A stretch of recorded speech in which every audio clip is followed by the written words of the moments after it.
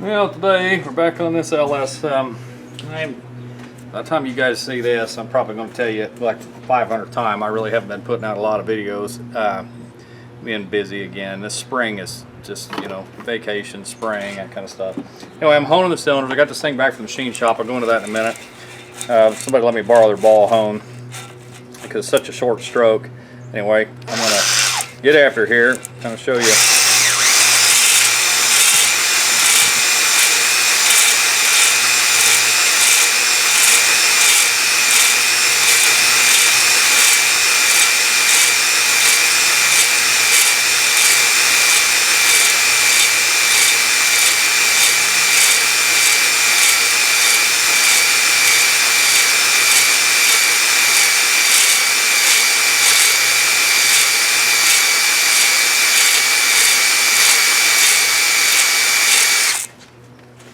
Alright, now I'm not going to tell you this is the way to do it or this is not the way to do it. This is the way I do it. So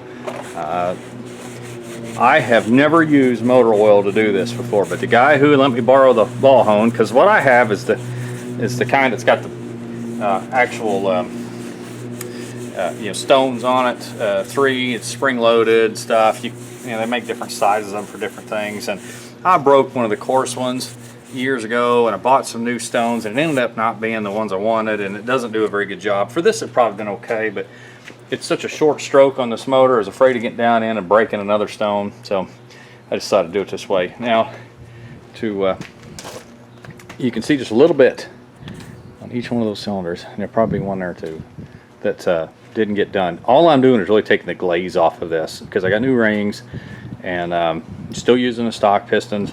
The cam I had mic'd, and then I had it polished.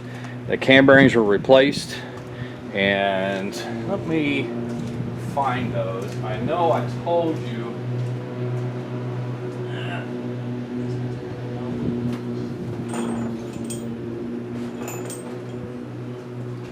Here they are. I know I told you, and maybe I didn't. I might not even show you what happened. But I pulled this motor down. It was upside down when I pulled it apart, and excuse me, it was upside down when I pulled the cam. And I'm going to see what you're looking at here because I can't really tell. This is what the top of the cam bearing looked like. I have not done anything but wipe the oil off of it. That is very rough. But if you get down to the bottom, this here would have been the bottom of the cam. So if the motor was upright and I would have pulled the cam, it would have looked fine. But I kid you not, this is what almost all of them. That is number 2. Excuse me, that was number 3. I think he's actually got them marked. Here's another one. This one actually rode a little bit more, about half of the bearing. And the bearings look good. I mean, it's not like they were chewed up or anything. What you're seeing there, those marks you're seeing inside, those are from the machine to pull them out and stuff. So, but that was the middle one. This one here cleaned up, but you can still see, you can see the ridges on it. I mean, it was not used at all on that side, but you could see at the bottom part where it was.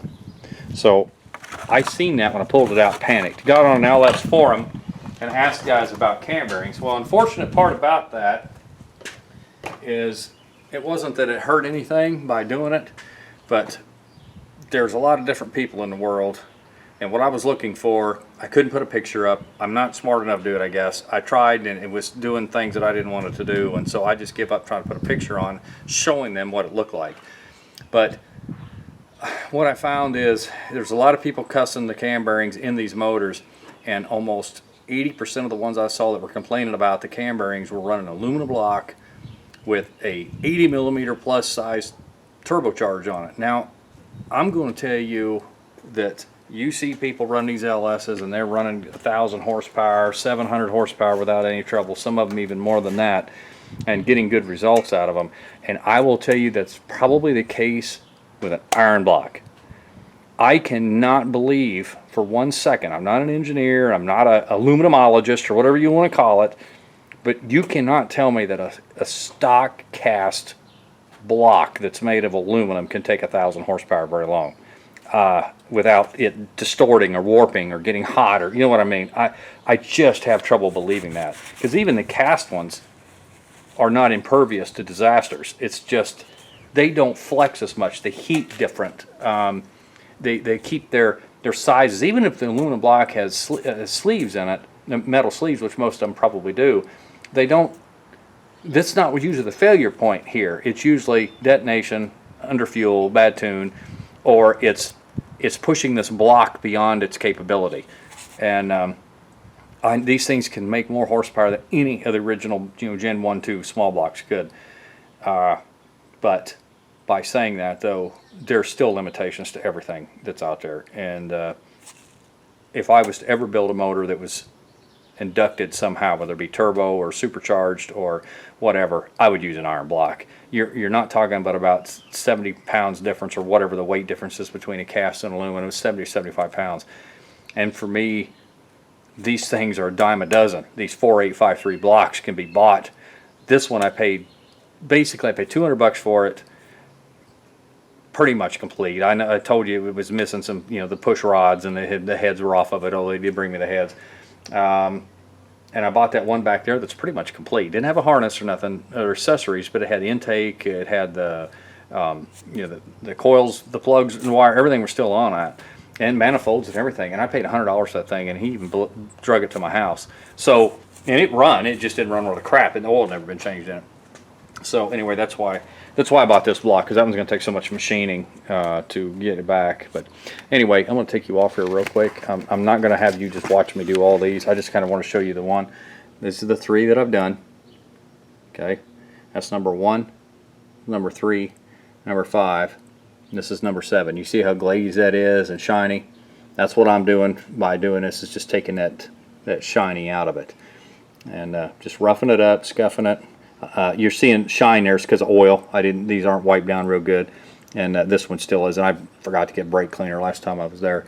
But anyway, this is what's going away, and this is what they're going to look like. And I'll bring you back when I'm getting ready to do it, put together and all. This is just, like I said, for basic cleanup purposes. I kind of consider the honing part of that, but I got thinking about it. It's like, well, some people may have never seen it done. There's various ways to do it. I would recommend the machine shop doing it if you don't know what you're doing, especially if it's an expensive block. The bad thing was I didn't even think about it. I took him the block, told him to put the cam bearings in and check do the crank, and it's like, why in the heck didn't I have him go ahead and hone this while I had him there? Because it wouldn't cost me all that much more to do. But it's no big deal. It's only going to take me about 30-40 minutes to do. I borrowed a hone from somebody. It's a little tight, but it goes in there if you spin it. And I'm using just crap oil that somebody brought over. I called Pennzoil crap oil, probably shouldn't, but that's what I'm using is motor oil. I always used WD-40 and associated stuff, and the guy who let me borrow the hone asked me not to use that, to use motor oil. It seems to be doing an okay job, so I'm not gonna borrow something from somebody and then deliberately do something he asked me not to do. That's not me, and it seems to be working. If it didn't work, I would have taken it back to him and just bought one or used my own. So anyway, I just want to show you what was going on. Blocks, backs cleaned up, cam bearings. As you can see, that's the back one. It's upside down, or it's got crap in it. It needs to be cleaned once I'm done, because I've been shooting oil all over the place. But anyway, all the cam bearings are in it now, and it's coming along. Got a little bit more cleaning, and then I'll because I got to get the oil, because I made a big mess. I got started, covered everything with oil. So anyway, I'm going to clean the block up when I'm done here, and possibly mask it off and do a little bit of painting, and then we'll go from there. So, all right, we'll get back with you when we're doing a little bit more work to it.